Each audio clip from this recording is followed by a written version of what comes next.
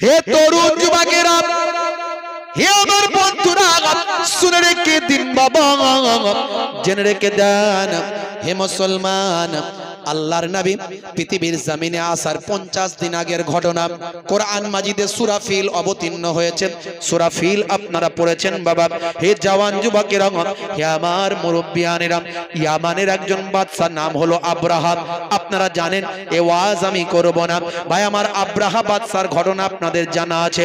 হে তরুণ যুবকেরা, আব্রাহা বাদশা একজন নাসারাদের একজন বিখ্যাত বাদশা।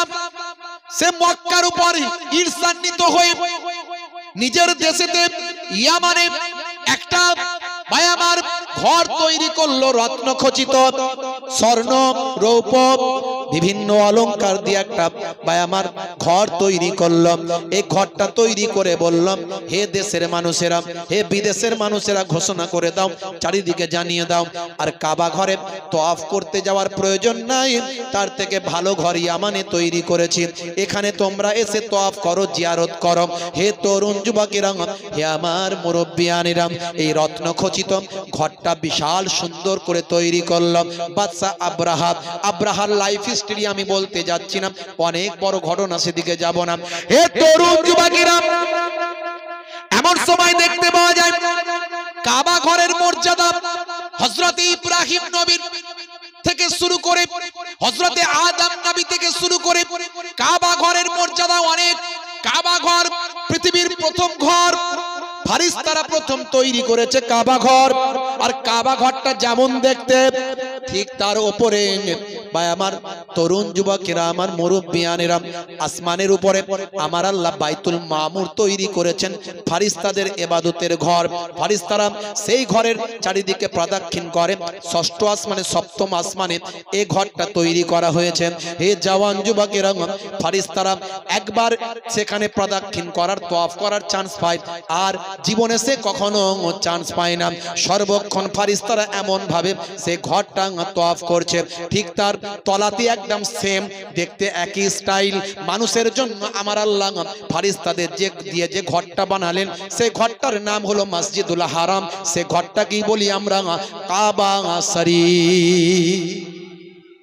জীবনে 10 বার ভাঙা করা হয়েছে এ পর্যন্ত কাবা ঘর, 10 বার। আমাদের নবীর সময়তেও ভেঙে গিয়েছিল কাবা ঘর, আমাদের নবী সবাইকে নিয়ে ঠিক করেছিলেন। জোরে বলেন সুবহানাল্লাহ। হে তরুণ যুবকেরা, হে আমার বন্ধুরা, আব্রাহা বাদশা এমন সময় মানুষজনকে যখন ঘোষণা করলো, ইয়ামানে আমি কাবার থেকেও বড় সুন্দর ঘর তৈরি করেছি, আর সব ব্যবসা বাণিজ্য ইবাদত বন্দেগী এই ঘরেতেই হবে, আর কাবাতে যেতে হবে না, মক্কায় যেতে হবে না। এ কথা শুনে মানুষের রাগান্বিত হলো, মানুষ রাগান্বিত হলো, মানুষ আশ্চর্যান্বিত হয়ে গেল। হাই রে হাই, পৃথিবীর শুরু থেকে 14 পুরুষ জীবনে যতদিন থেকে আমরা এসেছি, যতদিন থেকে শুনেছি কাবা ঘরের কত মর্যাদা, কত সম্মান। এই কাবা ঘর আল্লাহ প্রদত্ত ঘর, এটা তৎকালীন যুগের সবাই বিশ্বাস করত। ইহুদি নাসারা থেকে শুরু করে যত মানুষ তৎকালীন যুগে ছিল, সবাই কিন্তু আল্লাহর কাবা ঘরের সম্মান করত। হে তরুণ যুবকেরা, কাবা ঘরের এই অসম্মান সেই জামানার মানুষ মানতে পারল না। আব্রাহা নির্মিত চকচকে রত্ন খচিত এই ঘরেতে একজন ব্যক্তি গিয়ে সেখানে গোপনে পায়খানা করে দিল। এই পায়খানা করে দেওয়ার খবরটা যখন আব্রাহা বাদশার কানে গেল, আব্রাহা বাদশা উত্তেজিত হয়ে রাগান্বিত হয়ে ঘোষণা করল যে কাবা ঘরের জন্য আমার দেশের এই স্বর্ণ খচিত ঘরের অপমান হলো, সেই ঘরকে আমি পৃথিবীর জমিন থেকে নিশ্চিহ্ন করে দেব, সেই ঘরকে আমি পৃথিবীর জমিনে ধ্বংস করে দেব। অনেক বড় ঘটনা। বিরাট সৈন্য সামন্ত নিয়ে আব্রাহা বাদশা আসছে কাবা ঘর ভাঙতে, আল্লাহর নবীর জন্মের ঠিক 50 দিন আগে। কতদিন আগে? 50 দিন আগে। দাদা আব্দুল মোত্তালেব ভাই আমার চিন্তিত হয়ে পড়লেন যে আমার এই দেশের লোককে কিভাবে আমি গাইড করব। বাঁচানোর মালিক আল্লাহ, কিন্তু গাইডটা করব কিভাবে? এসি আব্রাহা বাদশা ভাই আমার যত মক্কার মানুষের উট ফুট এটা ওটা ছিল, ভাই আমার সব কি করলো? সব দখল করে নিল, সব ধরে নিয়ে গিয়ে আটকে দিল। তার মধ্যে দাদা আব্দুল মোত্তালেবের 200টা উট ছিল। হে তরুণ যুবকেরা, হে আমার বন্ধুরা, শুনে রেখে দিন বাবা, জেনে রেখে দেন। এমন সময় দেখতে পাওয়া যায় আব্রাহা বাদশা খবর দিল মক্কার কুরাইশদের, মক্কার কাবা ঘরের যে খাদেম, যে প্রধান দেখভালের দায়িত্বে যিনি আছেন, মক্কার সরদার, মক্কার নেতা বা আমার কুরাইশদের নেতা, কুরাইশদের সরদার, তাকে ডাক দাও, আমার সঙ্গে দেখা করো। আমি শুধুমাত্র কাবা ঘর ভাঙবো, আমি কোনো মানুষ মারতে আমি আসিনি, কারো ক্ষতি করার জন্য আমি আসিনি, কেবলমাত্র আমি কাবা ঘরটা ভেঙে দিয়ে চলে যাব, আমাকে যেন বাধা না দেয়, আর যদি বাধা দেয় তার সঙ্গে আমার লড়াই হবে। হে তরুণ যুবকেরা, আব্দুল মুত্তালিব চিন্তা করলেন, এই কাবা ঘর তো আল্লাহর ঘর, ফারিস্তারা তৈরি করেছে, এই কাবা ঘরের মালিক তো আমি নই, অতএব আমাকে কাবা ঘরের জন্য চিন্তা করতে হবে না। আর চিন্তা করলেও তো আমার কিছু করার নাই, কারণ আমার সৈন্য নাই, আমার ঢাল তলোয়ার নাই, আমার ঘোড়া নাই, আমার লড়াই করার সামর্থ্য নাই। ঠিক আছে, বাদশার সঙ্গে আমি দেখা করতে যাব। বাদশা তাঁবু গেড়েছে। ভাইরা আমার, তরুণ যুবকেরা আমার, আরাফাতের ময়দানের কাছাকাছি যে জায়গাটাতে তাঁবু গেড়েছিল, সেই জায়গাটা আমি নিজে চোখে দেখে এসেছি। ওই জায়গাটা আজও বিরান ভূমিতে পরিণত হয়ে আছে। ওই জায়গাটাতে আল্লাহর গজব নাজিল হয়েছে। সেই জায়গাটা আমার গাইডাররা আমাকে দেখিয়েছিল, হুজুর দেখুন, এই জায়গাটাতে আব্রাহা বাদশা তাঁবু গেড়েছিল, আর এই জায়গাটায় আমার আল্লাহর গজব নাজিল হয়েছিল। আজও সেই জায়গাটা বিরান ভূমিতে পরিণত হয়ে আছে। হে তরুণ যুবকেরা, হে আমার বন্ধুরা, হে আমার মুরব্বিয়ানিরা, শুনে রেখে দিন বাবা। এমন সময় দেখতে পাওয়া যায় ভাইরা আমার, আব্রাহা বাদশা সেখানে তাঁবু গেড়েছে। আব্দুল মুত্তালিব ভাই আমার আব্রাহা বাদশার কাছে যাচ্ছেন, কিসের জন্য? নিজের উটগুলোকে ফিরিয়ে নেওয়ার জন্য, নিজের দলের উটগুলোকে ফিরিয়ে নেওয়ার জন্য। ভাইরা আমার, তরুণ যুবকেরা আমার, আব্রাহা বাদশা সিংহাসনে বসে আছে। আব্দুল মুত্তালিব যখন ভিতরে ঢুকছেন, কারণ আব্দুল মুত্তালিবকে আমার আল্লাহ তার পেশানিতে, আর তার পেশানিতে ভাই আমার নূরে মুহাম্মাদি দিয়েছিলেন। সেই নূরে মুহাম্মাদি, যে নূরে মুহাম্মাদি হযরতে আদম আলাইহিস সালাতু ওয়াস সালামের পেশানিতে দেয়া হয়েছিল। আদম নবীকে আল্লাহ যখন সৃষ্টি করলেন মাটি দিয়ে, আপনারা জানেন সে মাটির ইতিহাস আমি আপনাদের মাঝখানে এর আগে বলেছি, ইন্টারনেটে আছে। হযরতে ভাই আমার আজরাইল ফেরেশতা সেই মাটিকে তুলে নিয়ে এসেছিল। জিবরাইল ফেরেশতা মাটি তুলতে পারেনি, মাটি কেঁদেছিল, কেঁদে কেঁদে বলেছিল, হে আল্লাহ, এই জিবরাইল, আমি মাটিকে নিয়ে যেও না, কারণ আমি জানি এ দিয়ে মানুষ তৈরি হবে, আর সে মানুষ অন্যায় করবে, পাপ করবে, জাহান্নামের আগুনে জ্বলবে। আমি মাটি, আমার ক্ষমতা নাই জাহান্নামের আগুনে জ্বলার, আমাকে নিয়ে যেও না। মাটি কান্না করেছিল। জিবরাইল আলাইহিস সালামের মনে দয়া হয়েছিল, মাটি ছেড়ে দিয়েছিল। আবার আল্লাহ পাঠিয়েছিলেন হযরতে মিকাইলকে, একই অবস্থা ঘটেছিল। আবার আল্লাহ পাঠিয়েছিলেন হযরত ইসরাফিলকে, একই অবস্থা ঘটিয়েছিল। পরবর্তীকালে হযরতে আজরাইল ফেরেশতা বলল, আল্লাহ যদি আমাকে অনুমতি দেন, আমি আপনার হুকুম ব্যতীত অন্য কারো প্রতি আমার দয়া ময়া একটুও দেখাবো না। ঘটনা আপনাদের জানা আছে। আজরাইল ফেরেশতা গিয়ে মাটি যখন তুলছে, তখন মাটি কাঁদছে, ছেড়ে দাও। বলে, আমার ছাড়ার কোনো রাস্তা নাই, তুমি এটা আমাকে জিবরাইল ফেরেশতা পাওনি, মিকাইল পাওনি, ইসরাফিল পাওনি, আমি আজরাইল। আল্লাহর হুকুম ছাড়া কিছু পরোয়া করি না। আমি কোনো দুঃখ কষ্ট সব আমার ডায়েরিতে নাই, আমার খাতায় নাই। আমি মাটি নিতে এসেছি, নেব। জোর করে মাটি নিয়ে গিয়েছিল। সেই মাটি দিয়ে আল্লাহ পুতুল তৈরি করে 40 বছর ফেলে রেখে শুকাতে লাগলেন। আদম নবীর দেহ তৈরি হয়েছিল, আর সে দেহতে এসে শয়তান বারবার উঁকি মেরেছিল, এদিক দিয়ে ঢুকছে ওদিক দিয়ে বেরোচ্ছে। বলে, সর্বনাশ, এই আদম যেদিন তৈরি হয়ে যাবে সেদিন থেকে আমার খাতা বন্ধ হয়ে যাবে, আমার রাজত্ব সেদিন থেকেই ধ্বংসের খাতায় চলে যাবে। বুঝতে পারছেন তো? আমার আল্লাহ তাআলা আদম নবীকে তৈরি করে ভাই আমার নাকের ভিতর দিয়ে রূহ ভিতরে পাঠিয়ে দিলেন। রূহ যখন ভিতরে গেল, ভাই আমার রূহ গিয়ে বেরিয়ে চলল। আল্লাহ, এত অন্ধকার দেহের ভিতরে আমি রূহ থাকতে পারি নাকি? আমি থাকতে পারবো না। বেরিয়ে চলে এলো। আল্লাহ বললেন, হে রূহ, দাঁড়াও, চিন্তা নাই। লাউহে মাহফুজ থেকে আমার আপনার নবীর নূরকে নিয়েছে আদম নবীর পেশানিতে দিয়ে দিলেন। দেবার সঙ্গে সঙ্গে আদম নবীর সারা শরীরটা নূরওয়ালা হয়ে গেল। এবার রূহকে নাকের ভিতর দিয়ে ঢোকানো হলো, রূহ আরামের সঙ্গে ভিতরে থাকতে লাগলো। আল্লাহ বললেন, হে রূহ, কোনো অসুবিধা? বলে আল্লাহ বলে, আল্লাহ কোনো অসুবিধা নাই, আরামের জায়গা পেয়ে গিয়েছি।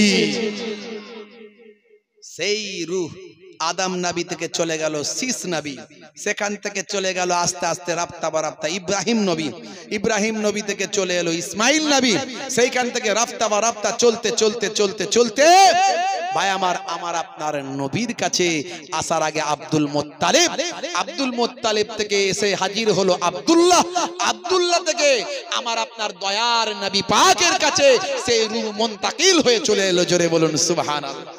আল্লাহ বলছেন, কদ জাআকুম মিনাল্লাহি নূরুন ওয়া কিতাবুম মুবিন।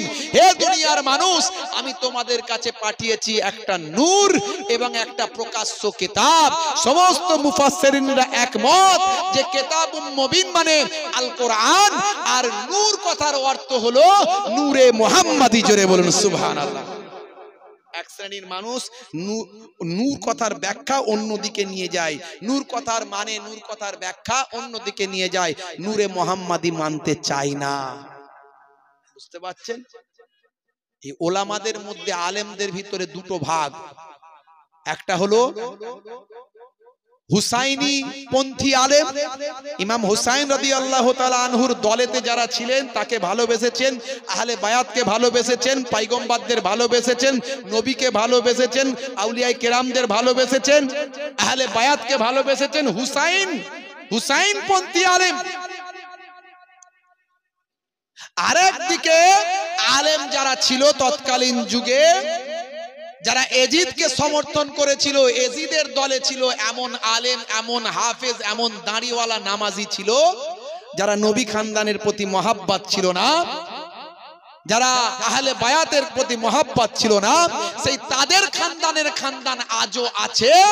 দেখবেন, এটা আপনি বক্তব্যের মাধ্যমে পরিস্ফুটিত হবে, বুঝে নেবেন যে এই বক্তার ভিতর থেকে যে আলোচনা উঠে আসছে তার মধ্যে নবী প্রেম নাই, অলি প্রেম নাই। আবার এই বক্তার বক্তব্যের মধ্যে দিয়ে যে আলোচনা উঠে আসছে তার মধ্যে নবী প্রেম আছে, অলি প্রেম আছে। তবে হ্যাঁ, যা হবে সেটা কোরআন হাদিসের পক্ষে হবে, বিপক্ষে যেন না চলে যায়। অতিভক্তি আবার চোরের লক্ষণ।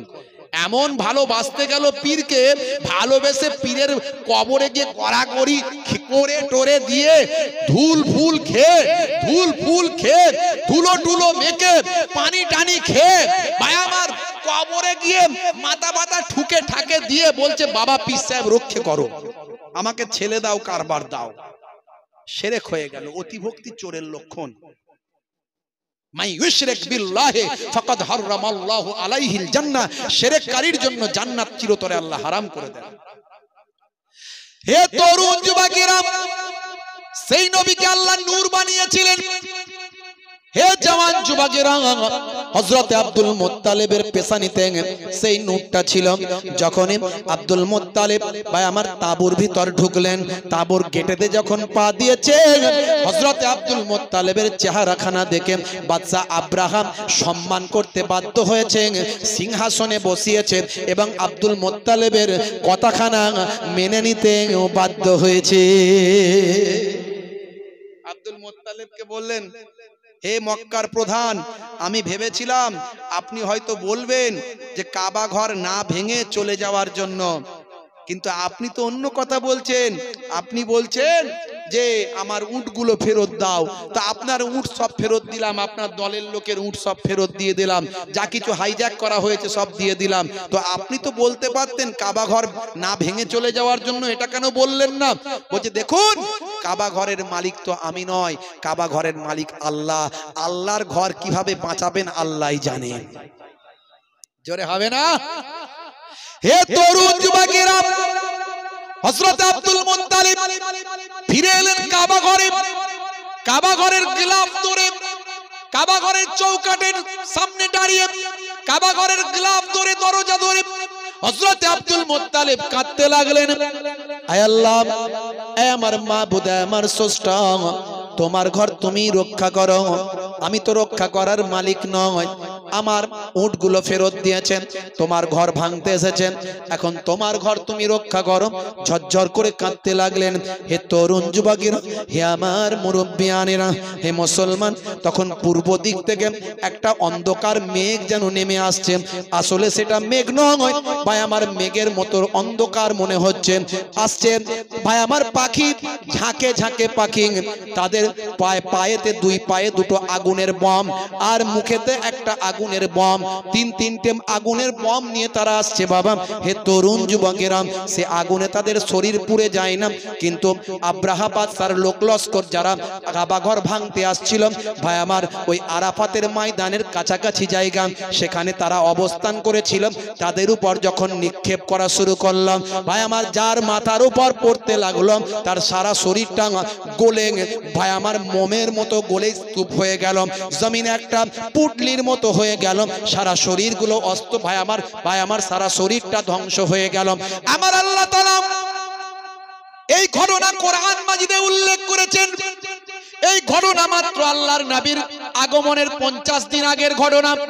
নবী যখন পৃথিবীতে এসেছেন তখনও মানুষের মুখে মুখে এই ঘটনা, মানুষের মুখে মুখে ভাই আমার প্রচার হতো। আর সে কথা আল্লাহ রাব্বুল আলামিন কোরআন মাজিদে জানিয়েছেন। সূরার নাম হলো সূরা ফিল। বিসমিল্লাহির রহমানির রহিম। আলাম তারা কাইফা ফাআলা রাব্বুকা বিআসহাবিল ফিল। আলাম তারা, আপনি কি লক্ষ্য করেননি, দেখেননি কেমন কি আচরণ করেছিলাম, কি আচরণ করেছিল আপনার প্রভু হস্তি বাহিনীর সঙ্গে। কাইফা ফাআলা রাব্বুকা বিআসহাবিল ফিল, আসহাবে ফিল হস্তি বাহিনীর সঙ্গে আপনার প্রভু কি আচরণ করেছিল।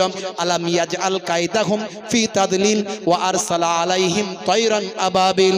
আপনার প্রভু কি তাদের সমস্ত চক্রান্তকে ব্যর্থ করে দেননি। ওয়া আরসালা আলাইহিম তায়রান আবাবিল, এবং তিনি তাদের উপর প্রেরণ করেছিলেন তায়রান আবাবিল, ঝাঁকে ঝাঁকে পাখি, ঝাঁকে ঝাঁকে পাখি তাদের উপর প্রেরণ করেছিলেন। তারমিহিম বিহিজারাতিম মিন সিজিল, তারা নিক্ষেপ করেছিল পাথর কাকর, উপর থেকে বুলেটের মতো অগ্নিময় পাথর, অগ্নিময় কাকর, যেন আগুনের বম তাদের উপর নিক্ষেপ করেছিল। তারমিহিম বিহিজারাতিম মিন সিজিল ফাজআলাহুম কাসফিম মাকুল, তারা সকলেই চর্বিত ঘাসের মতো স্তূপে পরিণত হয়েছিল। আল্লাহর নবীকে আমার আল্লাহ জানিয়ে দিলেন, হে তরুণ যুবকেরা, হে আমার মুরব্বিয়ানেরা, 50 বছর পর আল্লাহর নবী পৃথিবীর জমিনে অবতরণ করছেন, পৃথিবীর জমিনে আসছেন বাবা। ভাই আমার, এই সময় থেকে হযরতে আব্দুল মুত্তালিব অলৌকিক অনেক জিনিস দেখতে পেতেন। আকাশে অনেক রকম অলৌকিক ঘটনা দেখা যেত, জমিনে অনেক রকম অলৌকিক ঘটনা দেখা যেত। তাই গভীর রাত হলেই আব্দুল মুত্তালিব কাবা শরীফের ছাদের উপর উঠে যেতেন, আকাশের দিকে তাকিয়ে থাকতেন কোথায় কি দেখা যায়। এ তরুণ যুবকেরা, আল্লাহর নবীর জন্মের একদিন আগে হযরত আব্দুল মুত্তালিব দেখতে পান, ভাই আমার দোস্ত আমার, আকাশটা চারিদিকে কি রকম হচ্ছে, একটা চারিদিকে একটা পরিস্থিতি অন্যরকম।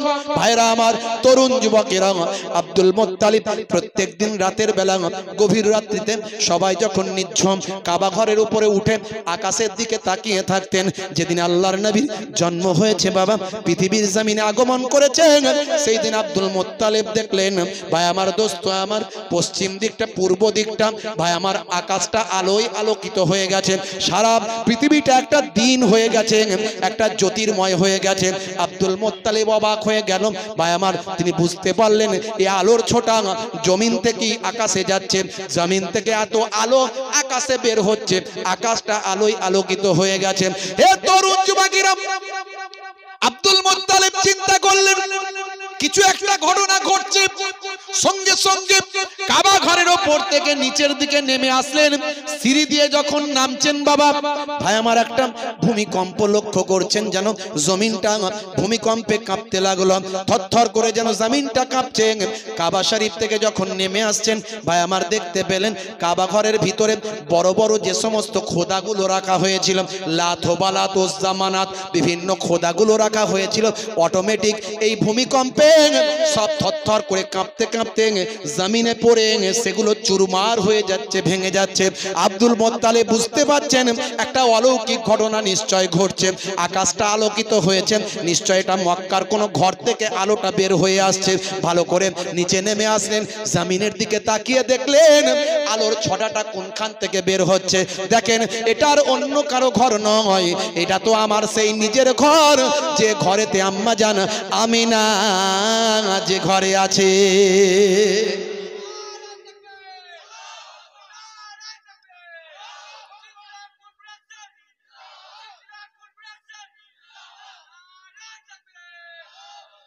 হে তরুণ যুবকেরা, আব্দুল মুত্তালিব লক্ষ্য করলেন আমিনার ঘরটা আলোয় আলোকিত হয়েছে।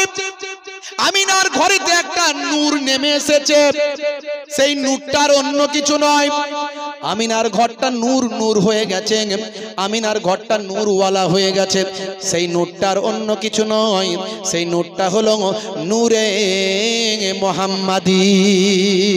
আমার নবীর জন্ম হয়েছে বাবা, এই জন্মের বৃত্তান্ত অনেক আছে, আমি বলছি না। ভাইরা আমার, তরুণ যুবকেরা আমার, কাবা শরীফের ভাই আমার, কাবা শরীফের চৌকাঠে, কাবা শরীফের সামনে আব্দুল মুত্তালিব সে বছরে যত বাচ্চাদের জন্ম হয়েছে সবাইয়ের নামগুলো মক্কার প্রধান হিসাবে তিনি রাখেন। আর মক্কার প্রধান হিসাবে তাদের নামগুলো রাখতে হয় ভাই আমার, তাদের বিশ্বাসের উপর রাখতে হয়। তারা যাকে খোদা বলে মানে, কারো নাম লাত, কারো নাম হোবালাত, কারো নাম উজ্জা, কারো নাম মানাত, এইভাবে নামগুলো রাখা হয়। কিন্তু নিজের নাতির নামটা যখন আব্দুল মুত্তালিব রাখলেন, সঙ্গে সঙ্গে তার জবান থেকে বেরিয়ে এলো মুহাম্মদ মুহাম্মদ। সবাই তো অবাক, নিজের নাতির নামটা মুহাম্মদ কেন হলো? এটা আবার কেমন নাম? জীবনে কোনোদিন লোকে এই নাম শোনেনি, এরকম নাম কেন হলো? লোকে গুঞ্জন করছে, হে মক্কার প্রধান, আপনি এরকম নাম কেন রাখলেন? আমাদের তো সব যারা আমরা যাদেরকে খোদা বলে মানি, প্রভু বলে মানি, তাদের নামে নাম হয়, আপনি এই নামটা কেন রাখলেন? তখন আবু তালিব, যোগ্য পিতা, যোগ্য সন্তান, যোগ্য উত্তরসূরি, আবু তালিব বলেন, এই মক্কার প্রধান আমার আব্বা, তার মুখ থেকে যে নাম বেরিয়ে গেছে সেই নামই থাকবে, এই নাম নিয়ে আর কোনো কথা হবে না। বলার সঙ্গে সঙ্গে সবাই আবার আনন্দ ফুর্তি করতে শুরু করে দিল। দয়ার নবী বড় হতে লাগলেন, 12 বছর বয়স। আল্লাহর নবী, আল্লাহ রাসূল চাচা আবু তালেবের সঙ্গে সিরিয়া গেছেন। ভাই আমার, সিরিয়ায় গেছেন, সেখানেও মানুষ চিনতে পেরে গেছে ইনি হবেন পরবর্তীকালের পথ প্রদর্শক, আখেরি জামানার পয়গম্বর। জোরে বলুন সুবহানাল্লাহ। হে তরুণ যুবকেরা, সিরিয়ায় যাবেন, এমন সময় রাস্তায় বহু দূর চলে গেছেন। আল্লাহর নবী থাকার কারণে চাচা আবু তালেবের অনেক উন্নতি হচ্ছে, অনেক কিছু অলৌকিক ক্ষমতা দেখা যাচ্ছে। মাঝখানে পথেতে দেখতে পাওয়া যায় বহু দূর যাবার পর বাবা একটু রেস্টের প্রয়োজন। মরুভূমি ধুধু করছে, কোনো বা আমার কোনো গাছপালা নাই, কোনো বাগান নাই, কোনো থাকার জায়গা নাই, কোনো ব্যবস্থাপনা নাই। হে তরুণ যুবকেরা, বহু দূরে একটা জর্ডানের বুকে একটা জায়গা আছে ভাই আমার, দোস্ত আমার, মাফরাক প্রদেশের হে জওয়ান যুবকের একটা জায়গা। এই জায়গাটাই ভাই আমার মরুভূমির উপর একটা কেবল গাছ দাঁড়িয়ে আছে। সেই গাছেতে কোনো পাতা নাই, কোনো ডালপালা তেমন কিছু নাই, কিন্তু সেই গাছের তলাতে গেলেও অন্তত গাছের ডালের ছায়াটা একটুখানি পড়বে। মানুষের এত কষ্ট হচ্ছে, সেই জায়গায় গিয়ে একটু অপেক্ষা করবে। হে তরুণ যুবকেরা, সবাই সেখানে গিয়ে অবস্থান করল। এমন সময় দয়ার নবী রাহমাতুল লিল আলামিন, কিশোর নবী, ছোট্ট নবী আমার, সে গাছের তলায় যখন গেলেন, আমার দয়ার নবী কষ্ট পাচ্ছেন, আমার আল্লাহ সহ্য করতে পারলেন না।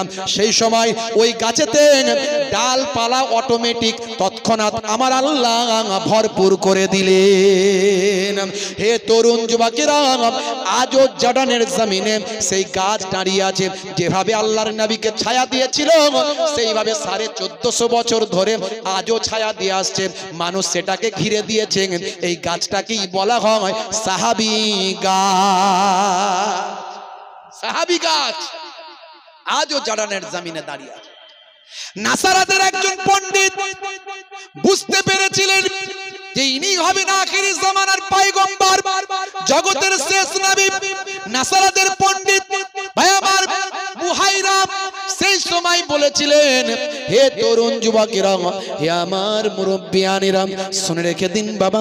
নাসারাদের ধর্মীয় পণ্ডিত বুঝতে পেরেছিলেন, তিনি বলেছিলেন, ও বাবা আবু তালেব, ইনি হবেন আখিরি জামানার পয়গম্বর। তার নিশানি আমি দেখতে পাই, আসমানি কিতাবগুলো পড়লে বুঝতে পারি। এনাকে সিরিয়ায় নিয়ে যেও না বাবা, সিরিয়ায় নিয়ে যেও না, সিরিয়ায় নিয়ে যেও না। এর দুশ্মন ইয়াহুদরা চায় না ইসমাইলের বংশধর থেকে কোন নবীর আগমন ঘটুক, ইসমাইলের বংশধর থেকে কোন নবীর আগমন ঘটুক। কারণ ইসমাইল আলাইহিস সালাম ছিলেন হযরত ইব্রাহিম নবীর বায়ামার দ্বিতীয় স্ত্রী মা হাজেরার সন্তান।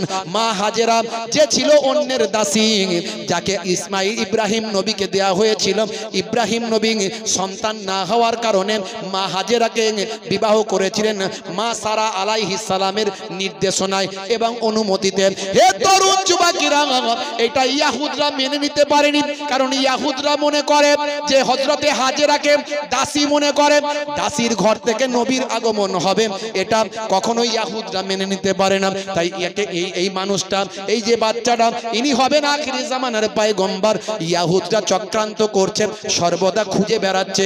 ইয়াহুদরা বুঝতে পেরেছে, আসমানি কিতাব পড়ে জানতে পেরেছে, ইয়াহুদরা এই বাচ্চাটিকে কিডন্যাপ করার জন্য রেডি আছে। তারা সব সময় চায় কিভাবে মুহাম্মদুর রাসূলুল্লাহকে কিডন্যাপ করে গিয়ে নিজেদের মধ্যে থেকে নিজেদের বংশের হিসাবে মানুষের কাছে প্রচার করতে পারে। তাই বাবা, হে আবু তালেব, এই বাচ্চাটিকে তুমি আর সিরিয়ার জমিনে নিয়ে যেও না।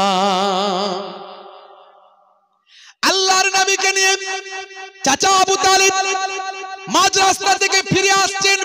হে তরুণ যুবকেরা, হে আমার মুরব্বিয়ানেরা, এমন সময় একটা নদীর ধার, সেই নদীর ধারেতে দেখেন ভাইরা আমার তরুণ যুবকেরা, একটা পরিবারকে মাছ ধরা জেলেরা একটা পরিবারকে বেঁধে রেখেছে বাবা।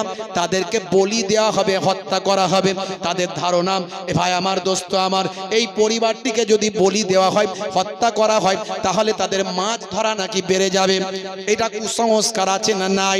মাঝে মাঝে দেখবেন উত্তর প্রদেশ থেকে শুরু করে অন্যান্য রাজ্যগুলোতেই ভাই আমার নরবলি দেওয়া হয়। মিডিয়ায় প্রমাণ হয়, মিডিয়ায় চলে আসে, ছোট দুধের শিশু বাচ্চাকে তুলে নিয়ে গিয়ে বলি দিয়ে দিয়েছে তার নিজের লোক। ভাই আমার, জাদু মন্ত্রের তারা এমন প্রভাবে পড়েছে, এই কুসংস্কার তাদেরকে এমন ভাবে আচ্ছাদন করেছে। যদিও ভাই আমার, দোস্ত আমার, এই কুসংস্কার বড় বড় মনীষীরা ভাই আমার পৃথিবীর জমিন থেকে লুপ্ত করার চেষ্টা করেছে। এ তরুণ যুবকেরা, রাজা রামমোহন রায় যদি পৃথিবীর জমিনে না আসতো, আজও সতীদাহ প্রথা চলতো কিনা জানি না। রাজা রামমোহন রায়ের প্রচেষ্টায় সেই জামানায় সরকারের সঙ্গে ভাই আমার তিনি সহযোগিতা করে চেষ্টা করে সতীদাহ প্রথা নিবারণ করেছেন, বন্ধ করেছেন। স্বামী মারা গেলে জ্যান্ত তার স্ত্রীকে চিতায় নিক্ষেপ করা হতো। এরকম কুসংস্কার ছিল না। হে তরুণ যুবকেরা, তাই মনীষীদের সম্মান করতে হবে, সমস্ত মনীষীদের রেসপেক্ট করতে হবে, সমস্ত ধর্মকে সম্মান করতে হবে। কোন ধর্মকে কোনোদিন ছোট করবে না, নেগলিজেন্সি করবেন না, কোন ধর্মের বিরুদ্ধে কটু কথা বলবেন না। কারণ আপনার ইসলাম বলে দিয়েছে অন্যের ধর্মকে খারাপ বলবে না, কারণ সেও তো তোমার ধর্মকে খারাপ বলবে। হে তরুণ যুবকেরা, তাই আল্লাহর কোরআন বলেছে, তুমি যদি আমার ধর্মকে পছন্দ না করো, তুমি তোমার ধর্মটা নিয়ে থাকো, লাকুম দীনুকুম ওয়ালিয়া দিন। হে তরুণ যুবকেরা, হে আমার মুরব্বিয়ানেরা, শুনে রেখে দিন বাবা, জেনে রেখে দেন, হে মুসলমান, 1450 বছর আগে নবী আমার তখন কিশোর নবী। সেই সময় দয়ার নবী আমার সতীদাহ প্রথা বন্ধ করেছিলেন। সেই সময় দয়ার নবী আমার ভাই আমার নরবলি প্রথা বন্ধ করেছিলেন। 1450 বছর আগে আল্লাহর নবী দো জাহানের বাদশা হাবিবুল্লাহ জনাবে মুহাম্মদুর রাসূলুল্লাহ সাল্লাল্লাহু আলাইহি ওয়াসাল্লাম সেই নদীর পারে এসে হাজির হলেন। সেই নদীর পারে আল্লাহর নবী এসে হাজির হলেন। ছোট্ট বাচ্চা তখন কিশোর বয়স, আল্লাহর নবী এসে যাদেরকে নরবলি করা হবে সেই কজন ভাই আমার পরিবার, পিতা পুত্র এবং স্ত্রী, পিতা পুত্র এবং স্ত্রীকে আল্লাহর নবী বাঁধনটা খুলে দিলেন।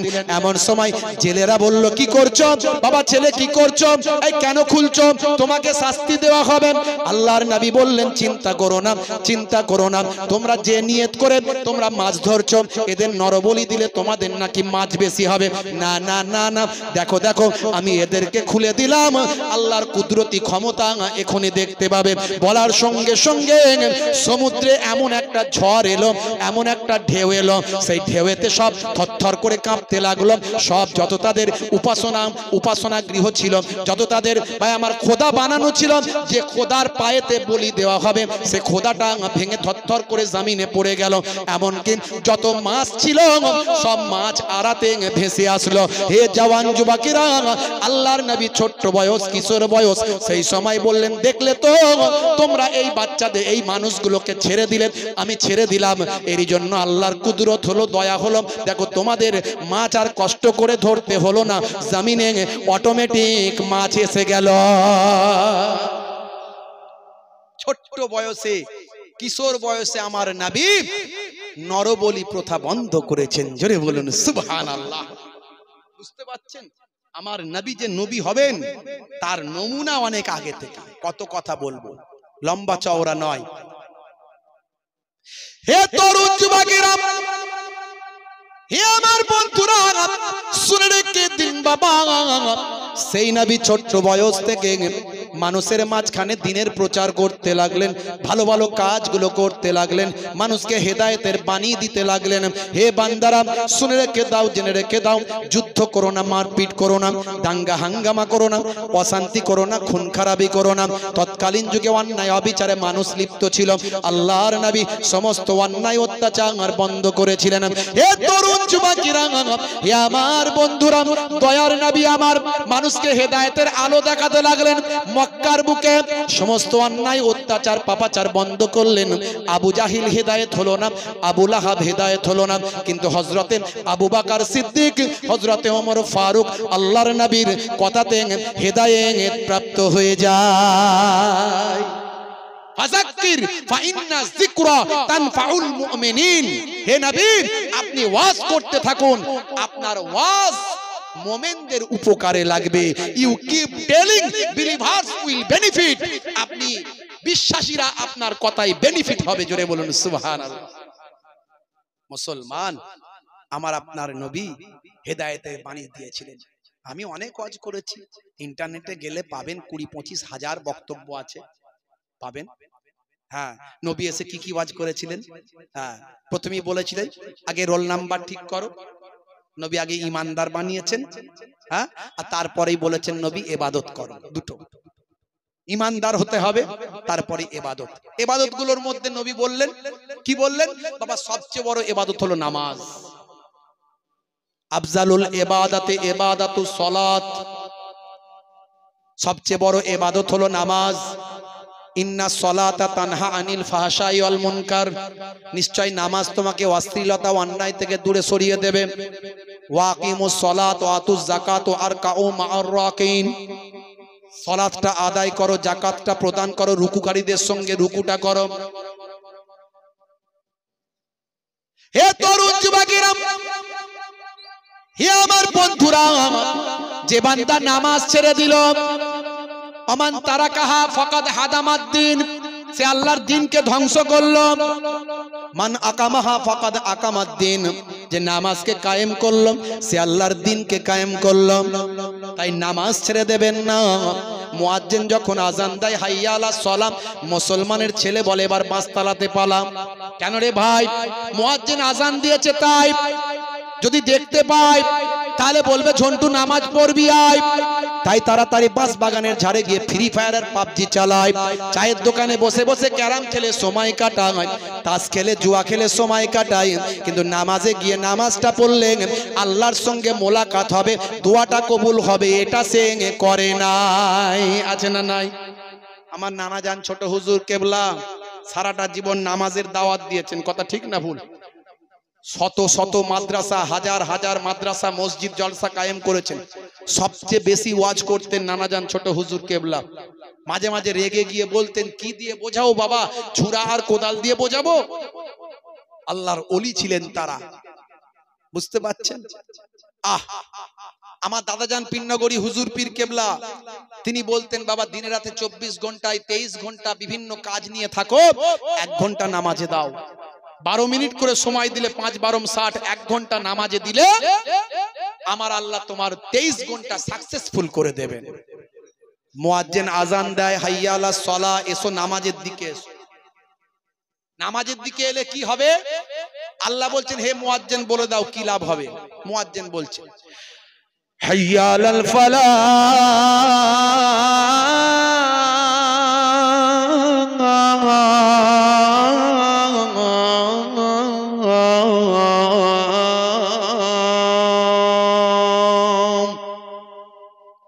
নামাজে এলে আমি আল্লাহ তোমাকে কামিয়াবি দান করে দেব। জোরে হবে না? আর জোরে হবে না? ওয়াক্ত যে হলো ওযু করো মসজিদে চলো, ওয়াক্ত যে হলো ওযু করো মসজিদে চলো, খোদার হুকুম পালন করো নামাজটা পড়ো, ওয়াক্ত যে হলো ওযু করো মসজিদে চলো। জোরে হবে না? জোরে হবে না? আর জোরে হবে না? দরুদ শরীফ আল্লাহুম্মা সাল্লি আলা। ভাই এসে গেছেন নাকি না আসেনি? আমি চোখ বন্ধ করে ওয়াজ করি, কিছু বুঝতে পারিনি। আবার এসেছেন না আসেননি? এসেছেন মাশাআল্লাহ। কিছু সময়ের মধ্যেই চলে আসবেন। আমাকে একটু আসার আগে 10 মিনিট 5 মিনিট আগে একটু নক করে দেবেন। ওয়াক্ত যে হলো ওযু করো মসজিদে চলো, খোদার হুকুম পালন করো নামাজটা পড়ো, ওয়াক্ত যে হলো ওযু করো মসজিদে চলো, দিন রাতে 5 ওয়াক্ত নামাজ পড়লে পাবে ভাই জান্নাত। জোরে হবে না? ফজরের সময় হলে মসজিদে যাও তুমি চলে, থেকো না বিছানায় শুয়ে, খোদা দেন রহমত ঢেলে। আর জোরে হবে না? জোহরের সময় হলে কাজটা দাও তুমি ছেড়ে, কিছু সময় দাও নামাজে, সফলতা আসবে চলে। ওয়াক্ত যে হলো ওযু করো মসজিদে চলো, খোদার হুকুম পালন করো নামাজটা পড়ো, ওয়াক্ত যে হলো ওযু করো মসজিদে চলো। মাগরিবের ওয়াক্ত আসিলে মসজিদ যাও তুমি চলে, কবরের আযাব থেকে মুক্তি প্রভু দেবে। জোরে হবে না? আর জোরে হবে না? এই নামাজের কথা বলছি বলে কি আওয়াজ কম নাকি? হুজুর ওইটা বাদ দিয়ে বললে ভালো হতো না? নামাজ পড়ার কথা বললি গন্ডগোল। হুজুর নামাজ আমরা পড়ি, আবার কেউ কেউ বলে হুজুর নামাজ না পড়লেও ঈমান আমার পাক্কা আছে না নাই? আর নামাজ ছেড়ে দিয়ে জান্নাতে যাবে গ্যারান্টি কেউ দিতে পারবে না। নামাজ আপনাকে পড়তেই হবে। এশার সময় হলে অবহেলা না তুমি করে, নামাজে যাও তুমি চলে, কবরে মুক্তি পাবে। ওয়াক্ত যে হলো ওযু করো মসজিদে চলো, খোদার হুকুম পালন করো নামাজটা পড়ো, ওয়াক্ত যে হলো ওযু করো মসজিদে চলো। জোরে হবে না? জোরে হবে না? ভাইরা আমার, বড় ইবাদত নবী বড় আমাল বড় ইবাদতের কথা নামাজের কথা বললেন। আস-সালাত আস-সালাত ওয়া মা মালাকাত আইমানুকুম। হে সাহাবীরা, হে ঈমানদারেরা, নামাজ নামাজ। ইন্তেকালের আগে নবী আমার নামাজের কথা বারবার বললেন, নামাজ ছাড়বেন না। সুন্নাত গুলোর কথা বললেন। একদিকে বড় ইবাদত নামাজ, রোজা, হজ, যাকাত, আর একদিকে ছোট ছোট ইবাদত সুন্নাত। আমি অনেক সুন্নতের কথা বলেছি। বসে পানি পান করা সুন্নাত, চেটে পচে খাওয়াটা সুন্নাত। ভাই আমার, দোস্ত আমার, আমার নবী কত বড় মহাবিজ্ঞানী একটু ভাবুন। আজকের স্বাস্থ্য বিশেষজ্ঞরাও অবাক, আজকের বিজ্ঞানীরাও অবাক।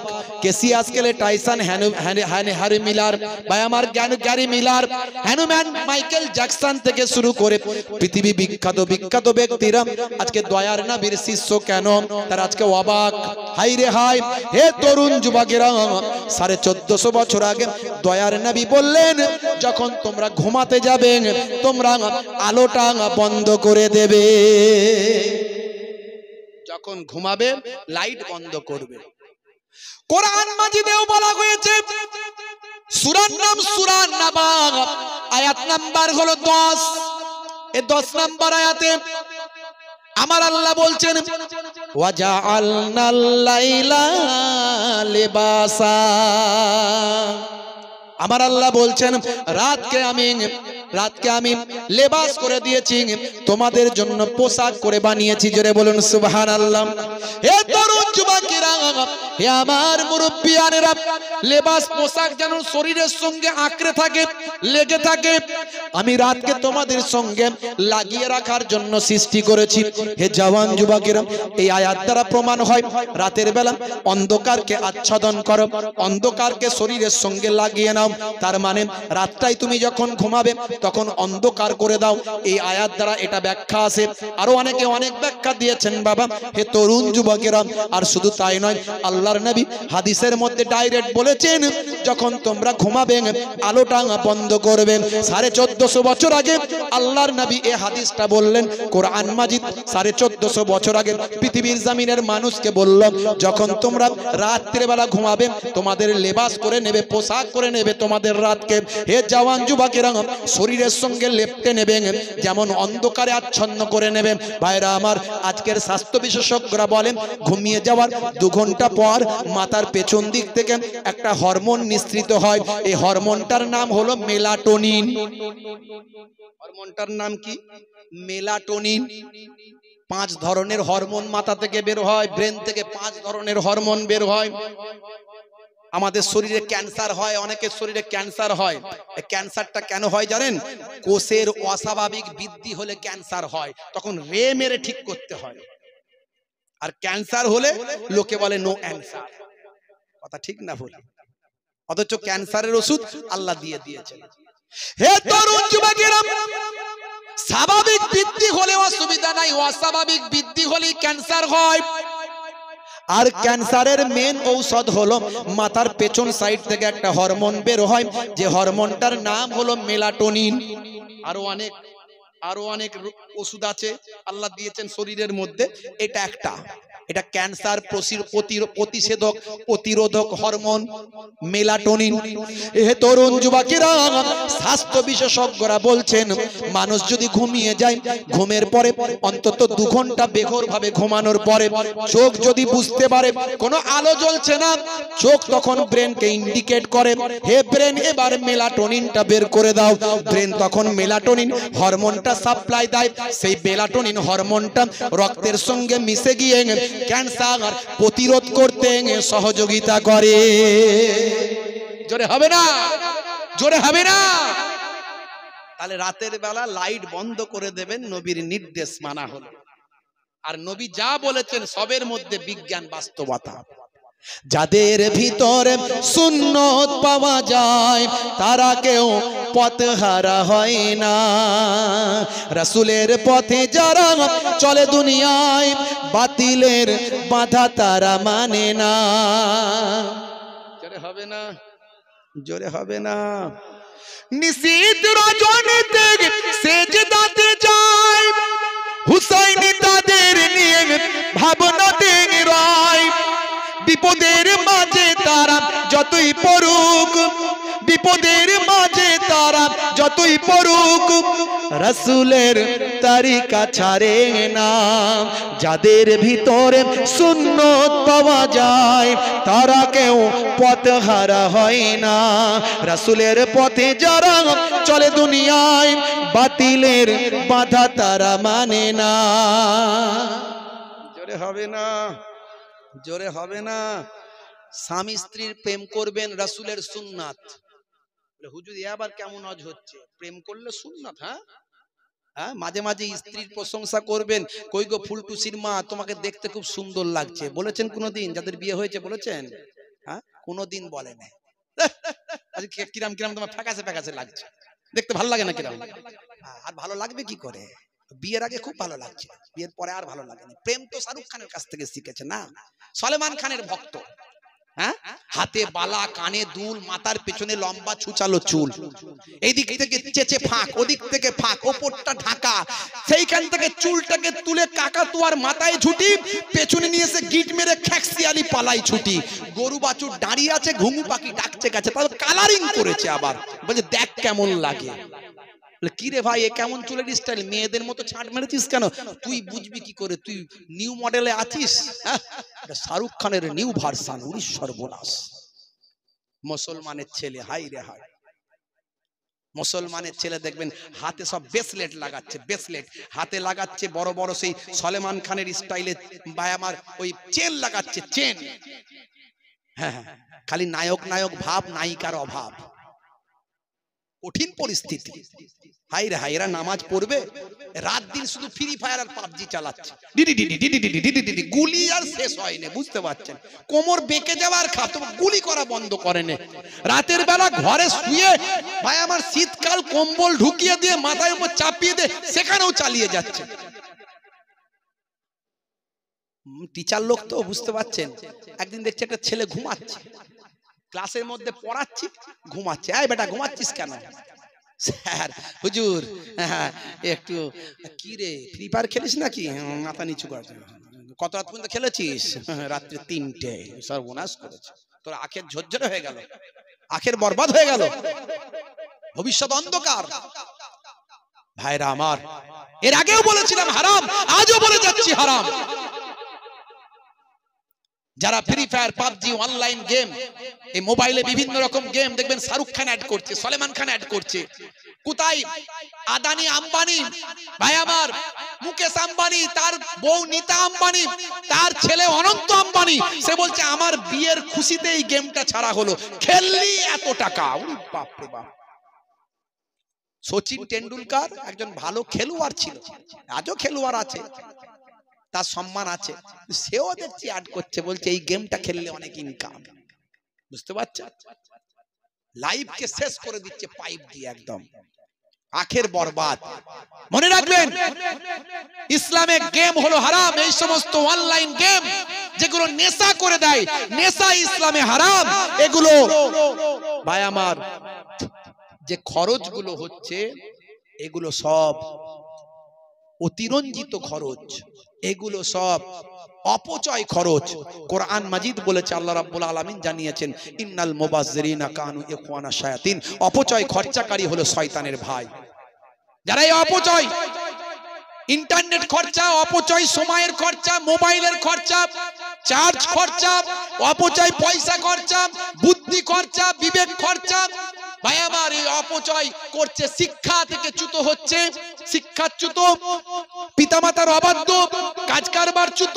এই অপচয় করার কারণে একে তো হারাম, কুল্লু মুসকারিন হারাম, প্রত্যেক নেশা হলো হারাম। এই যারা অনলাইন ফ্রি ফায়ার, পাবজি খেলছে, হারাম তো করছে, হারাম কাজ করছে, তার সঙ্গে সঙ্গে শয়তানের ভাইয়ে পরিণত হচ্ছে, শয়তানের ভাইয়ে পরিণত হচ্ছে। আমি আজকে বলে দিয়ে গেলাম, বাবা মার ভাইরা আমার, free fire, online PUBG game খেলে নিজেদের আখেরকে বরবাদ করবেন না, নিজেদের ভবিষ্যৎকে অন্ধকার করবেন না। যুবকেরা, তোমাদের লাইফ তৈরি করতে হবে, শিক্ষার দিকে এগিয়ে এসো। তোমার মধ্যে যে ক্রিয়েটিভিটি, তোমার মধ্যে যে অ্যাক্টিভিটিস, তোমার মধ্যে যে নলেজ, সেই নলেজকে কাজে লাগাও। নলেজকে কাজে লাগিয়ে ইমাম সাহেবের ছেলে এপিজে আব্দুল কালাম হয়েছিল, কথা ঠিক না ভুল? যাকে ভারতের মিসাইল ম্যান বলা হয়, যিনি না ভারতে এলে পরমাণু বোমা আজকে ভারতে তৈরি হতো কিনা জানি না, যার কারণে আজকে পৃথিবীর পরমাণু দেশসমূহের মধ্যে ভারত মাথা উঁচু করে গর্বের সঙ্গে তাকিয়ে আছে, দাঁড়িয়ে আছে। সেই আই লাভ মাই ইন্ডিয়া, আমি প্রাউড ফর মাই ইন্ডিয়া, আমরা গর্বিত। আমাদের এপিজে আব্দুল কালাম একজন মুসলমান ঘরের সন্তান, জোরে বলুন সুবহানাল্লাহ।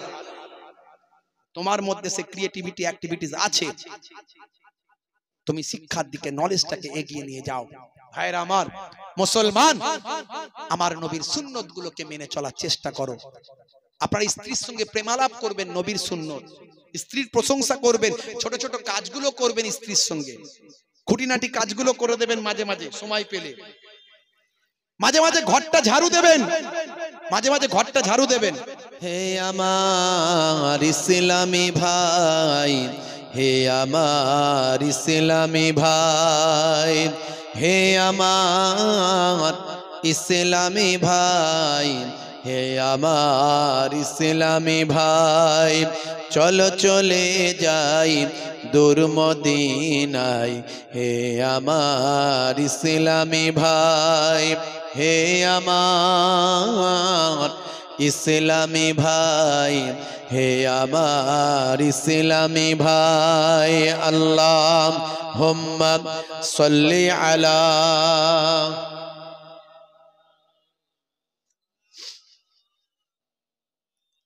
ওয়া আলা আলি সাইয়্যিদিনা। আজকের যুগটা কোথায় যে নেমেছে তা আমাদের কি মনেতে জেগেছে? কোথায় গেলে ওই শান্তি পাওয়া যায়, সে আলোচনাতে সবাই যে মেতেছে। দেখো আজ দুনিয়ায় কি সব চলছে, মদ জুয়া গানেতে মুসলিম নাচছে। হে আমার ইসলামী ভাই, হে আমার ইসলামী ভাই, হে আমার ইসলামী ভাই, হে আমার ইসলামী ভাই। আল্লাহুম্মা সাল্লি আলা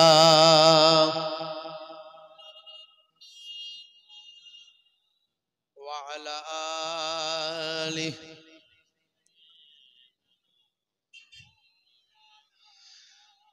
নামাজ ছেড়েছে, ধর্ম ভুলেছে, সিগারেট শুধু নয় মদ তারা চুমেছে, কথা ঠিক না ভুল বলেন? নামাজ ছেড়েছে, ধর্ম ভুলেছে, সিগারেট শুধু নয় মদ তারা চুমেছে। কোথা গেল সেই দিন হযরত ওমরের হুঙ্কার, মাতালেরা মদ খাওয়া তখনই ছেড়েছে, ইসলামী কালেমা তারা সব পড়েছে, ইসলামী জয়গান তারা সব গেয়েছে। হে আমার ইসলামী ভাই, হে আমার ইসলামী ভাই, হে আমার ইসলামী ভাই, হে আমার ইসলামী ভাই। আল্লাহুম্মা সাল্লি আলা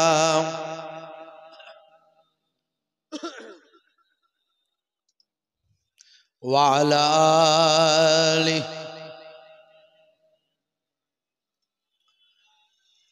मुझे कोफा वाले मुसाफिर न समझो,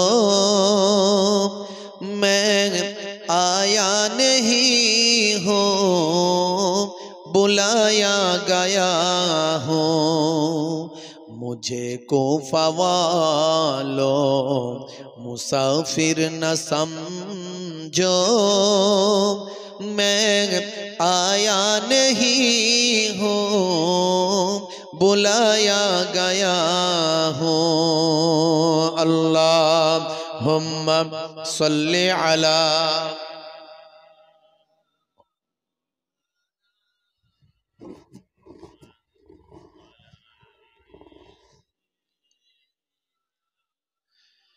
कि मेहमा बना कर सताया गया हूँ, मैं रोया नहीं हूँ रुलाया गया हूँ। मुझे कूफा वालों मुसाफिर न समझो, मैं आया नहीं हूँ बुलाया गया हूँ।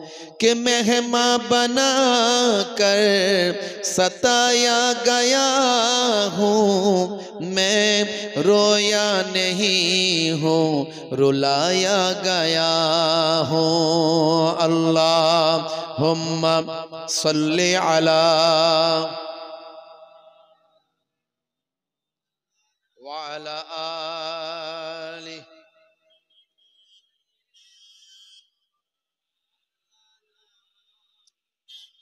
रसूल तुमी दयार सागर হাবিব আল আমিন, रसूल तुमी दयार सागर হাবিব আল আমিন। তোমার দয়াই পূর্ণ হলো সারা পৃথিবী। জোরে হবে না? জোরে হবে না? তোমার দয়াই পূর্ণ হলো সারা পৃথিবী। তুমি করলে দুঃখ মোচন দুঃখী মহিলাদের, তুমি দিলে অধিকার ফিরিয়ে তাদের। তোমার কাছে ঋণী সবাই, তোমার কাছে ঋণী সবাই আমরা প্রতিদিন। তোমার দয়াই পূর্ণ হলো সারা পৃথিবী।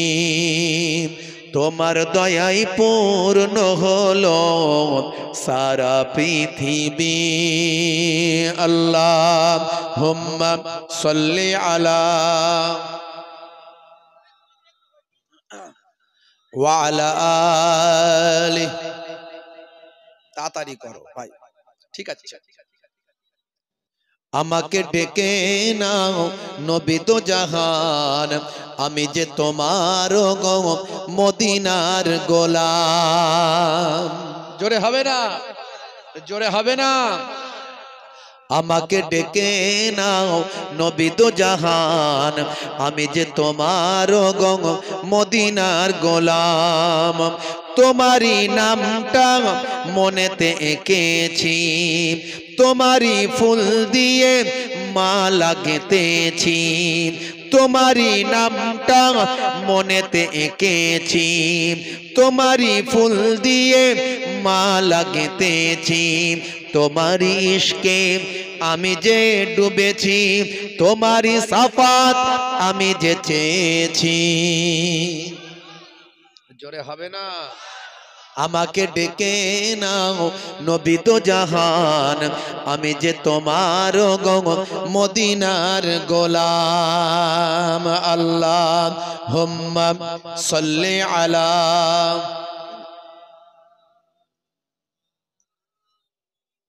ওয়া আলা আলি।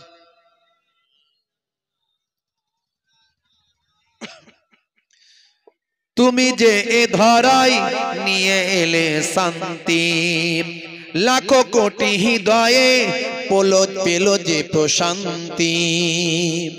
তুমি যে এ ধরাই নিয়ে এলে শান্তি, লাখো কোটি হৃদয়ে পেল যে প্রশান্তি।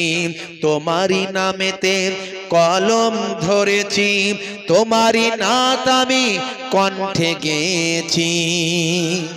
আমাকে ডেকে নাও নবী দো জাহান, আমি যে তোমার গো মদিনার গোলাম। আল্লাহুম্মা সাল্লি আলা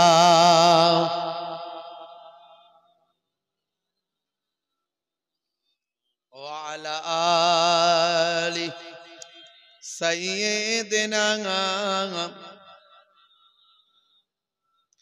وقال الله تعالى في كلامه المجيد والفرقان الحميد: ইয়া আইয়ুহাল্লাযীনা আমানুত্তাকুল্লাহ ওয়া কুনু মা'আস সাদিকিন।